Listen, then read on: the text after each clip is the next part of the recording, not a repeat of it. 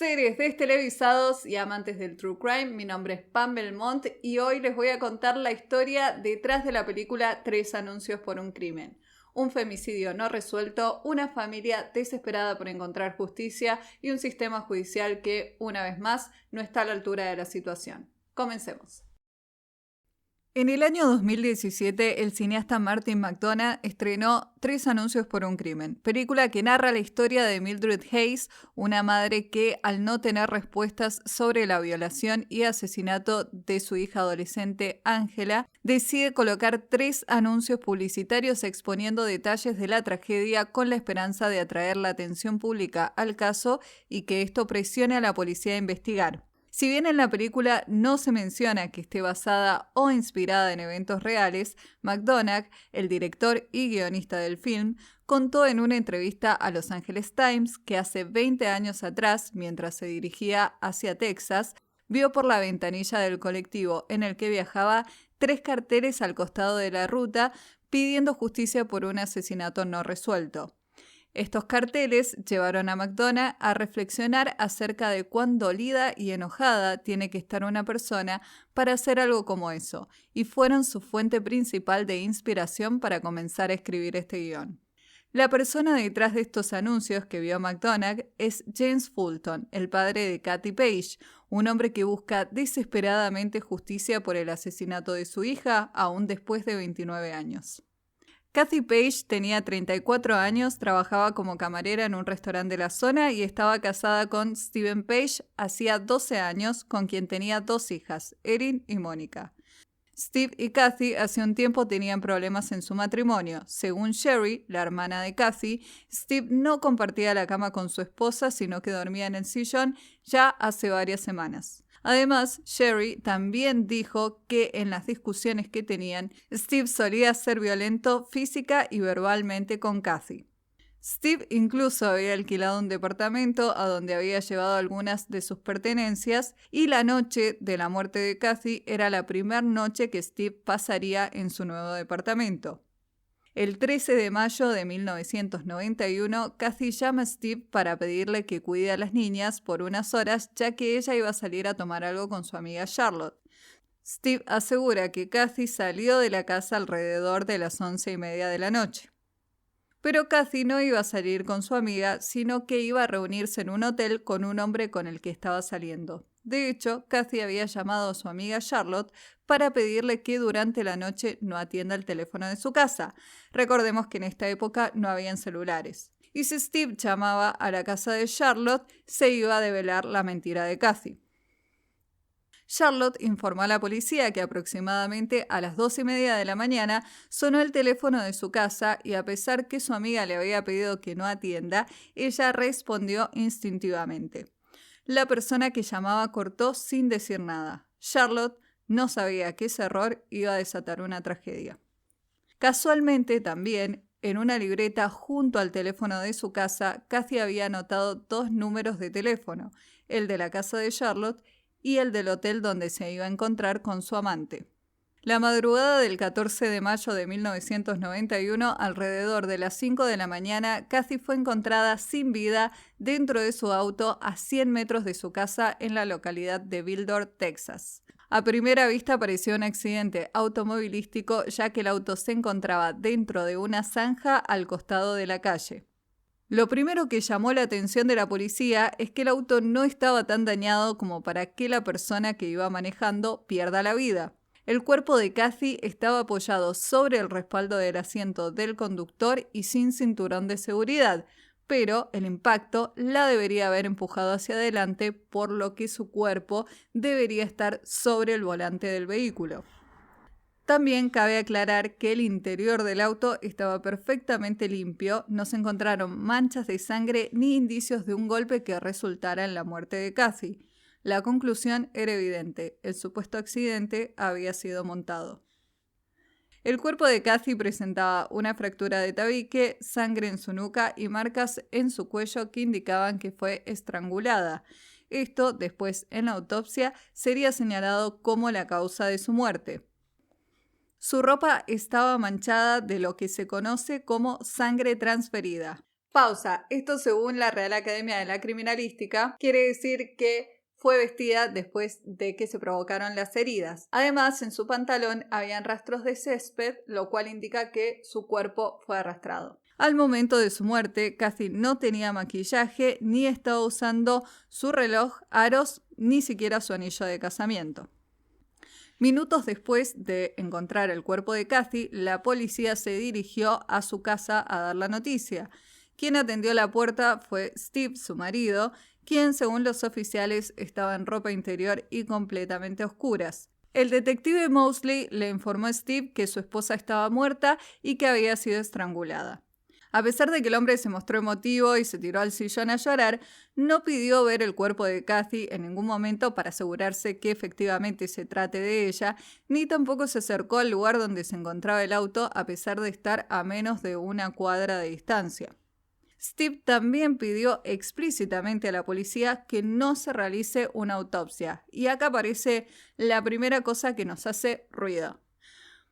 Más tarde sería James Fulton, el padre de Kathy, quien la autorizaría. Al realizar la autopsia, el análisis toxicológico dio negativo para alcohol y drogas, lo que reafirma que el supuesto accidente automovilístico era una farsa. Además, se encontró evidencia de relaciones sexuales recientes. Y ustedes estarán pensando, y sí, si venía de verse con el amante. Pero la muestra indicaba que el hombre con quien estuvo se había realizado una vasectomía. Y el hombre con quien Kathy se vio no cumplía esta consigna. Pero adivinen quién sí la cumplía. Por supuesto, Stephen Page, justo quien estaba interesado en que no se realice la autopsia. Al preguntarle sobre esto, Steve reconoció haber tenido relaciones sexuales supuestamente consentidas con Kathy sobre la alfombra del living. Atentos a este dato no menor. Pero asegura que fue antes de que ella deje la casa porque teóricamente Kathy nunca regresó a su domicilio. ¿Por qué Kathy tendría sexo con su ex marido minutos antes de ir a verse con su amante? Dorothy y James, los padres de Kathy, dijeron que llegaron a la casa de su hija un poco después de las 6 de la mañana. Steve Page los había llamado para darles la noticia del asesinato de su hija. Tanto ellos como otros integrantes de la familia Fulton mencionaron que esa mañana Steve estaba lavando ropa. Acá tenemos otra cosa que nos hace ruido. ¿Qué tenía que lavar con tanta urgencia Steve Page? Supuestamente sus pertenencias estaban en el departamento nuevo y las niñas todavía estaban durmiendo. Un poco más tarde, ese mismo día, Steve le dijo a los padres y hermana de Kathy que no quería a la policía en su casa porque podrían encontrar evidencia que lo incrimine con el crimen. Cuando le preguntaron acerca de esto, Steve dijo que Kathy se había cortado mientras se depilaba las piernas y había manchado la alfombra con sangre. Esto hace tanto ruido que va a la lista directo. También les dijo que esperaba que nunca encuentren al asesino de Kathy, a la lista. Y mencionó que un amigo le había dicho que Kathy esa noche se había encontrado con un hombre en un hotel y habían estado consumiendo cocaína, aunque más tarde él mismo admitiría que lo de la cocaína no era verdad. Pero si Steve sabía dónde estaba Kathy esa noche, ¿quién fue ese amigo que le informó? Aunque Page testificó no recordar quién le dio la información, acá es donde aparece Roger Howell, amigo de Steve, quien convenientemente también era detective privado. Charlotte, la amiga de Kathy, dijo que alrededor de las 6 menos cuarto de la mañana, Steve la llamó nuevamente preguntando dónde estaba Kathy, aunque a esa hora el cuerpo de Kathy ya había sido encontrado por la policía. Pausa, porque esto hace tanto ruido que no sé por dónde empezar. ¿En qué momento Steve se enteró que Kathy le había mentido para ir a verse con otro hombre? ¿Cómo es que en la madrugada llama a Charlotte, teóricamente preocupado porque Kathy no había vuelto a la casa, pero en la mañana, horas después, ya sabía sobre el romance, el hotel y las supuestas drogas? ¿Recuerdan que les dije que lo de la alfombra era importante? Bueno, al día siguiente a la muerte de Kathy, alguien de la familia de Steve contrató un servicio de limpieza de alfombras, según aseguró a la policía la dueña del lugar que brinda este servicio. Steve negó rotundamente que esto sea así, pero sí admitió que había derramado grasa de pescado casualmente en el mismo lugar a donde tuvo relaciones supuestamente consentidas con Kathy la noche de su asesinato, que casualmente también era el mismo lugar que había manchado con sangre Kathy cuando se cortó depilándose. El siguiente domingo, un día después del funeral de Kathy, James Fulton vio a las hermanas y madre de Steve limpiando nuevamente la alfombra en el mismo lugar. Esta repentina obsesión por la limpieza de un lugar específico de la alfombra va a la lista de cosas que hacen ruido sin pensarlo. La hipótesis más fuerte de la familia Fulton es que Kathy esa noche sí volvió a su casa, se sacó el maquillaje y las joyas para darse una ducha, como hacía generalmente antes de dormir, y Steve aprovechó para atacarla, violarla, asesinarla y montar la escena del accidente automovilístico. A pesar de que la policía pidió una orden de allanamiento para la casa de Steve Page, la fiscalía tardó 6 años en aprobarla. Cuando, después de 6 años del asesinato, finalmente se tomaron muestras de la alfombra, efectivamente se encontró sangre que, al ser estudiada, mostró resultados no concluyentes. Es por esto que, ante la falta de avances en la investigación del crimen de su hija, James Fulton colocó estos 3 anuncios que decían: la policía de Vidor arruinó el caso, esperando por una confesión, y esto le podría haber pasado a ustedes, respectivamente. Tiempo después colocó este otro cartel donde se lee: Steve Page mató brutalmente a su esposa en 1991, la policía no quiere resolver el caso, creo que fueron sobornados, el fiscal debería investigar, firmado por él mismo, entre otros carteles con letreros similares informando a los locales y turistas el accionar de la policía en esa localidad.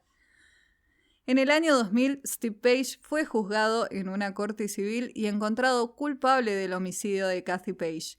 Como castigo, solo tuvo que pagar $150,000 a los padres de Kathy. Ahora viene una aclaración. Cuando sos juzgado civilmente en Estados Unidos, con que sea más probable que hayas cometido el crimen a que no lo hayas cometido, te pueden encontrar culpable. Sin embargo, en un juicio penal, que es cuando podés ir preso, tenés que ser culpable más allá de toda duda razonable.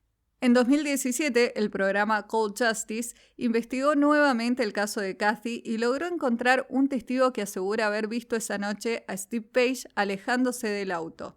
Este nuevo testigo afirma no haber dicho nada en el momento de los hechos debido a que era casado y estaba yendo a la casa de su amante. A pesar de esta nueva pieza en la investigación, repito, un testigo ocular que ubica al acusado en la escena del crimen, el fiscal a cargo de la causa decidió que no era suficiente para retomar el caso, por lo que, a pesar de los carteles, la atención pública y la abrumadora evidencia circunstancial, la familia de Kathy Page sigue sin encontrar justicia.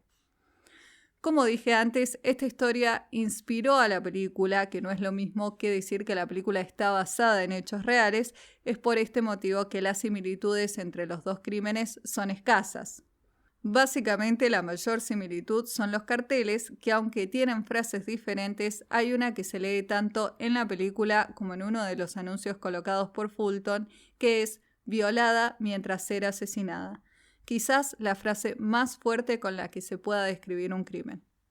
Ya sea por fallas en el sistema judicial, por corrupción o negligencia, tanto en la película como en la vida real, hay una familia que sigue buscando desesperadamente justicia por su hija. Esto ha sido todo por hoy. La semana que viene les estaré contando alguna otra historia real detrás de una serie o película. Y les dejo la pregunta: si ustedes fueran parte del jurado en el juicio a Steve Page, ¿lo declararían culpable?